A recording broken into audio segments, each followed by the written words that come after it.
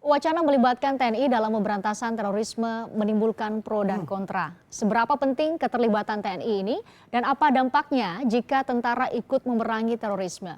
Untuk membahasnya sudah hadir di studio Kompas TV anggota Komisi 1 DPR sekaligus Pansus Revisi Undang-Undang Pemberantasan Tindak Pidana Terorisme Bobi Adityo Rizaldi. Selamat malam Pak Bobi. Kemudian juga ada Direktur Imparsial Mas Al Araf. Selamat malam Mas Al Araf. Selamat malam Mbak. Kita dengarkan dulu kira-kira di Pansus spesifik sudah bagaimana memformulasikan pelibatan TNI secara tepat, mengejawantahkan ada pasal 7 ayat 2 dan 3 di Undang-Undang Nomor 34 Tahun 2004 ya tentang TNI bahwa mereka memang sudah dilibatkan, namun seperti apa formulasi pelibatan yang tepat sudah dibahas di Pansus. Jadi sebenarnya begini, sebelum itu sudah disampaikan oleh Presiden atau Kapolri, kami di Pansus sudah memformulasikannya karena berdasarkan masukan juga dari Mas Al Araf sebelumnya dalam Pansus. Jadi karena pendekatan kita sistematikanya itu mengharmonisasikan undang-undang ini dengan undang-undang yang lain. Betul. Jadi dalam undang-undang ini bukan hanya TNI yang sudah diatur dalam undang-undang tahun 2004, termasuk juga ini mengkoordinasikan Perpres mengenai BNPT. Lantas juga mengkoordinasikan juga dengan undang-undang intelijen di mana ada peran BIN sebagai koordinator intelijen negara. Ini juga termasuk mengharmonisasikan dengan sistem peradilan anak Undang-Undang tahun 2012 dan juga undang-undang mengenai LPSK.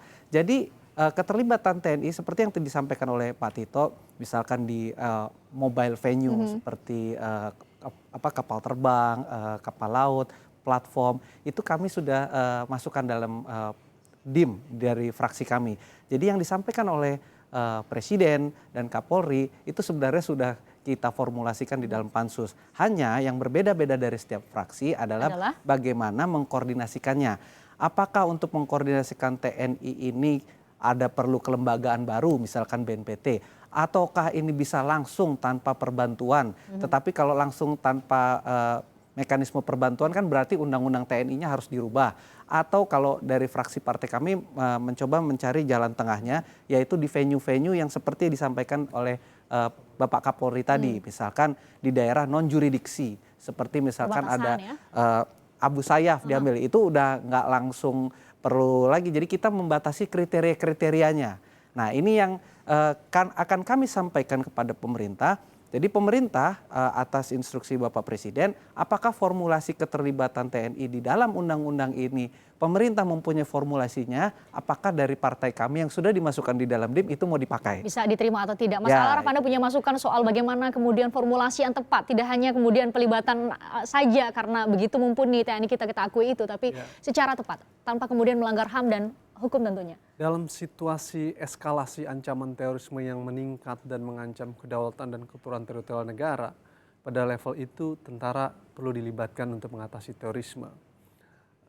Dalam konteks itu, Undang-Undang TNI Nomor 34 2004 sebenarnya sudah secara tegas memberikan ruang kepada militer untuk bisa dilibatkan dalam mengatasi terorisme. Pasal 7 ayat 2 menyebutkan bahwa militer menjalankan tugas operasi militer selain perang, yang salah satunya adalah mengatasi terorisme di luar 14 tugas pokok di dalam OMSP. Namun kemudian di dalam pasal 7 ayat 3 disebutkan pelibatan tersebut harus atas dasar keputusan politik negara. Dengan demikian berdasarkan Undang-Undang TNI Nomor 34 2004, sebenarnya saat ini pun tanpa harus menunggu revisi Undang-Undang 15 2003, andaikan Presiden menilai bahwa eskalasi ancaman terorisme mengancam kedaulatan negara, Presiden bisa dengan serta-merta membuat peraturan Presiden untuk melibatkan militer dalam mengatasi terorisme.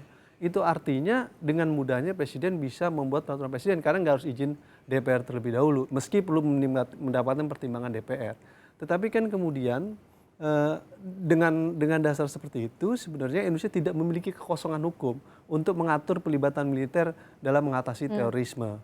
Nah ini jadi satu hal yang harus pegangan gitu dalam pembahasan revisi Undang-Undang 2003. Jika dan kalau kemudian DPR dan pemerintah merasa tetap ingin mengatur di dalam revisi Undang-Undang 15 2003, maka sebenarnya pemerintah dan DPR tidak boleh bertentangan dengan pasal 7 ayat 2 dan ayat 3. Prinsip pelibatan militer dalam operasi perang ataupun operasi militer selain perang adalah dia harus atas dasar keputusan politik Presiden. Tanpa keputusan politik Presiden tidak bisa dan tidak boleh operasi selain perang itu dilakukan. Kenapa demikian? Karena dalam negara demokrasi ada yang disebut dengan prinsip civilian supremacy. Dalam konsep supremasi sipil yang mengendalikan militer dan menggerakkan militer adalah Presiden. Oleh karena itu upaya mengerahkan militer dalam operasi selain perang untuk mengatasi terorisme ataupun dalam revisi Undang-Undang 2003, prinsip yang harus dipegang dia harus atas dasar keputusan presiden. Ini yang menjadi penting. Problemnya ada sebagian fraksi dalam pansus di DPR yang menganggap tidak perlu keputusan presiden, langsung operasi. Itu yang kemudian teman-teman koalisi menolak, karena kalau itu yang terjadi tentu sama saja meletakkan operasi-operasi tersebut dalam operasi penegakan hukum. Ini yang kemudian menimbulkan polemik. Tapi secara dasar demokrasi menyatakan dan mengharuskan bahwa pengendalian dan penggerakan pasukan itu atas keputusan presiden. Itu yang disebutkan prinsip legitimasi yang harus dibangun. Pak Bobi, bagaimana kemudian menerjemahkan keputusan politik? Sudah. Frasa itu? Sudah, jadi sebenarnya yang disampaikan Mas Al-Araf itu kita sudah dapatkan juga masukan tersebut. Itu kita memformulasikan karena kita kan tidak punya undang-undang internal security act seperti di Singapura, di Malaysia, Patriot Act di Amerika. Jadi kita membuat jalan tengah. Itu yang tadi saya katakan venue. Misalkan di kapal terbang. Kalau di kapal terbang ini orang pasti udah siap mati. Jadi itu memang harus pendekatan militer di situ. Atau misalkan di daerah non jurisdiksi di mana polisi kalau punya kapal pun nggak bisa masuk di situ. Berarti kan memang harus militer di sana. Nah, hal-hal tersebut inilah yang kami tadi sampaikan. Apakah formulasi kami ini kan yang menurut fraksi kami tidak bertentangan dengan Undang-Undang TNI tahun 2004, tetapi bisa mengakomodir sehingga proses penanggulangan teroris yang memerlukan keterlibatan TNI itu bisa diputuskan dengan cepat. Kita elaborasi lagi hal-hal apa saja yang seharusnya masuk ke dalam materi muatan revisi Undang-Undang Nomor 15 Tahun 2003 tentang pemberantasan tindak pidana terorisme untuk kemudian memberikan batasan yang jelas kapan, di mana dan bagaimana TNI terlibat. Tepatnya seperti apa. Sesaat lagi di Kompas Malam.